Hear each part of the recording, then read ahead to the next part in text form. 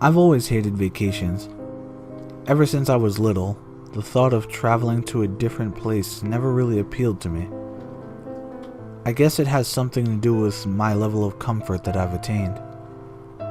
I've become so accustomed to my room, my technology, and my slice of urban paradise that when my parents informed me of our family trip to a cabin in the wilderness, I felt a distinct wave of nausea.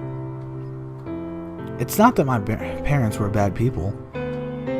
It's just what they deemed as fun and relaxing I saw as boring and pointless.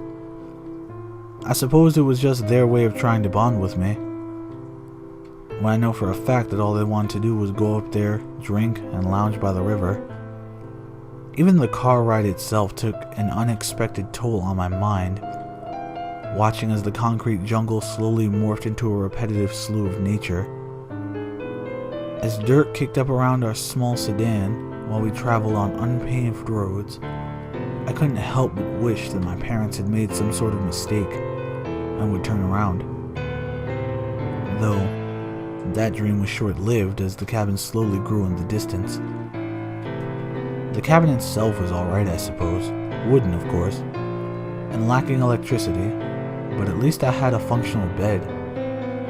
My father was out by the river with a beer in hand before I could even blink, while my mother freshened up in the bathroom. I, on the other hand, had nothing better to do, and since the sun was still up, I decided to take a walk around the area. As you would expect, nothing but dirt, trees, rocks made up all of the terrain. I walked out from the cabin, following much traveled paths through the woods. It wasn't long before the cabin was far from my view. Growing tired and annoyed, I decided it was time to head back, so I could at least enjoy some much needed rest. As I turned around, I heard twigs snap underfoot directly behind me. I knew it must have been some sort of animal, because the thought of another person out here would be outlandish. Hoping it wasn't a bear, slowly, I turned to look over my shoulder. Nothing. Not even any evidence that anything had been here. Confused, but not paying that much mind, I headed back to the cabin. Night was quickly descending as I watched the last fleeting remnants of light get swallowed up by the thick overgrowth of trees and foliage. It was so difficult for me to fall asleep. I was so used to the constant drone of the city's hustle and bustle, for it to be replaced by crickets and random woodland sounds was largely annoying. That was until I heard a sound not unlike laughter.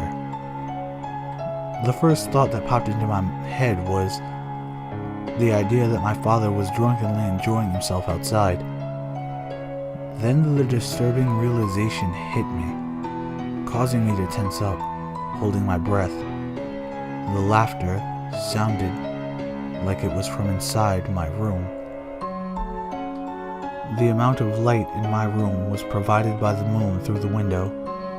The amount of shadows to hide within was enough to keep my eyes open wide.